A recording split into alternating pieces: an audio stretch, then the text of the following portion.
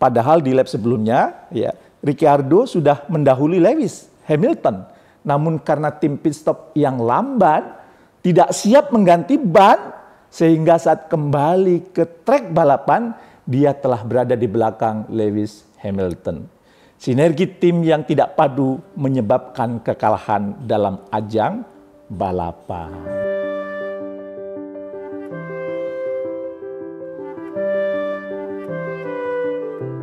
Assalamualaikum warahmatullahi wabarakatuh. Para leaders, bertemu kembali dengan saya di acara Leadership Inspiration. Mudah-mudahan menginspirasi Anda dan Anda setia mengikuti video-video kami. Para leaders, hidup Anda ingin selalu tercerahkan? Carilah inspirasi dari berbagai kegiatan yang Anda saksikan. Nah, salah satu momen yang menjadi sumber inspirasi adalah Indonesia menjadi tuan rumah MotoGP 2022. Memang yang nampak di layar televisi, para pembalap sedang beradu kecepatan untuk sampai di garis finish. Namun di balik geberan knalpot serta euforia dari penggemarnya, terdapat sebuah organisasi yang berbasis data dengan improvement yang berkala. Mereka tertata rapi. Jadi, kemenangan pembalap bukan hanya peran pembalap saja. Kemenangan pembalap juga ditentukan oleh peran konstruktor, engineer, hingga para kru mekanik di pit stop. Sama halnya dengan kesuksesan CEO, keberhasilannya juga karena dukungan dari seluruh timnya, bukan hanya peran CEO. Dari perjalanan sebuah tim mempersiapkan kemenangan di setiap rallynya, ternyata ada banyak insight leadership yang bisa kita dapatkan. Kira-kira apa inspirasi leadership yang bisa kita petik? Menurut saya setidaknya ada 3 inspirasi leadership yang bisa kita dapatkan dari balapan MotoGP. Nah, sebelum saya lanjutkan, jangan lupa subscribe, tekan tombol lonceng, dan share video ini ke banyak orang. Berbagi inspirasi adalah amal soleh yang pahalanya terus mengalir tiada henti selama inspirasi itu masih terus menyebar.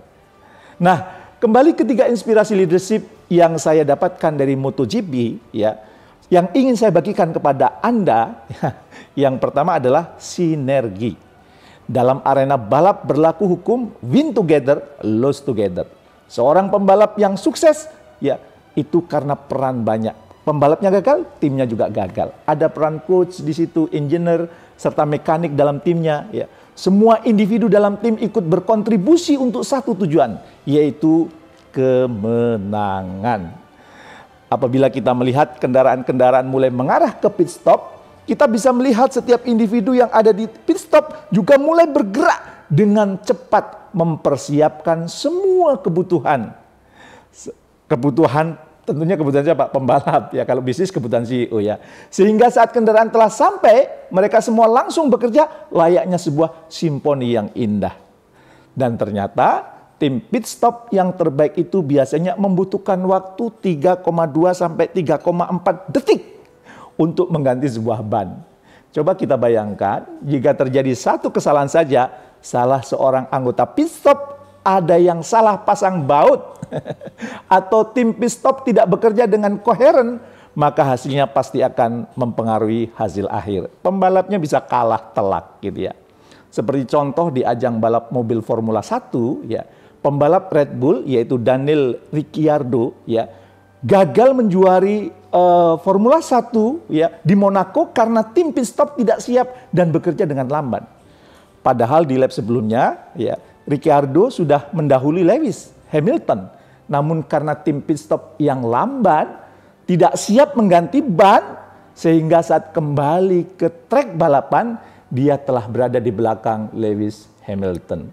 Sinergi tim yang tidak padu menyebabkan kekalahan dalam ajang balapan. Ya, berarti penting ya untuk terjadi sinergi.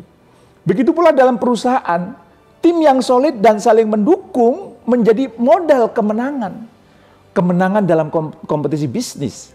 Sebaliknya, bila terjadi silo, egosentris, dan tidak terjadi sinergi, maka kekalahan perusahaan tinggal menunggu waktu. Bisa bangkrut, bisa tersalib oleh perusahaan yang baru sekalipun. Yang kedua, inspirasi yang kita dapat, kejar kemenangan dengan modal data dan strategi. Kenapa data dan strategi? Karena data tanpa strategi seperti berjalan tanpa kompas. Sedangkan strategi yang tidak didasari data hanyalah sebuah ilusi. Setiap minggunya, baik tim Formula 1 maupun MotoGP membuat sekitar 1.000 perubahan untuk meningkatkan performa kendaraannya. Dari 1.000 data ini, kendaraan yang digunakan pada dasarnya hanya prototipe yang konfigurasinya tidak pernah sama, termasuk dalam pertandingan. Setiap kondisi dan hasil yang didapat merupakan data yang mereka olah dari berbagai cobaan, uji coba yang mereka lakukan. Nantinya data ini akan digunakan untuk membuat strategi agar performa dalam setiap pertandingan dapat terus meningkat. Ya. Nah, dalam dunia bisnis, data merupakan aset yang sangat berharga di setiap organisasi. Berdasarkan hasil survei dari PwC, ya, 81% organisasi menyetujui untuk menjadikan data sebagai jantung dari setiap decision making perusahaan. Sebagai contoh, Anda penggemar Netflix, Netflix sekarang berjaya ya. Ternyata Netflix berhasil mengumpulkan dan menganalisa data customernya untuk melihat film-film dan pertunjukan yang sedang populer. Dengan menggunakan strategi yang berbasis data driven ini, ternyata Netflix berhasil meningkatkan nilai bisnisnya melebihi 50 juta dolar selama tahun 2020 saja, berbasis data. Yang ketiga, fokus terhadap target jangka panjang. Seorang pembalap sejati akan melihat targetnya sejauh mungkin yang ia bisa. Ia tidak akan terganggu dengan insiden yang dilewatinya dan tetap berada di jalurnya, di jalur balapan. Ia juga akan tenang dan tidak mudah puas dengan hanya melewati satu persatu lawannya. Karena target yang sesungguhnya bukanlah melewati lawan di depan kendaraannya, melainkan kemenangan di garis finish. Dia fokus pada garis finish, bukan hal-hal yang kecil-kecil. Sama halnya dalam berbisnis, Anda harus membuka mata selebar-lebarnya. Belajarlah menggunakan penglihatan Anda untuk melihat jauh ke depan. Tugas Anda adalah untuk melihat jauh ke depan, dapatkan saran dan masukan sebanyak-banyaknya dari tim Anda, dan jaga fokus tim Anda untuk pencapaian visi tim Anda, visi perusahaan Anda ke depan, tidak terganggu dengan tumbangnya beberapa bisnis di sekitar Anda. Anda terus melaju, berjuang mewujudkan visi perusahaan, fokus pada garis finish, fokus pada jangka panjang. MotoGP telah menginspirasi kita agar dalam memimpin kita perlu fokus terhadap visi dan tujuan tim atau perusahaan kita, mengharmonisasikan anggota tim agar dapat bersinergi satu dengan yang lain, serta menggunakan data dalam menyusun strategi bisnis. Apabila ketiga hal tersebut kita lakukan, bersiaplah untuk tampil di podium kemenangan. Dan setelah menang, jangan berpuas diri. Teruslah bersiap dalam balapan selanjutnya. Balapan masih panjang para leaders. Nah, itu 3 inspirasi yang saya dapatkan. Kalau Anda sendiri, apa inspirasi yang Anda dapatkan? Silahkan ditulis di komentar dan supaya kemudian menginspirasi orang-orang di sekitar Anda. Mari terus berbagi inspirasi. Karena salah satu yang membedakan leader dan follower adalah leader selalu menginspirasi, sementara follower hanya menunggu inspirasi.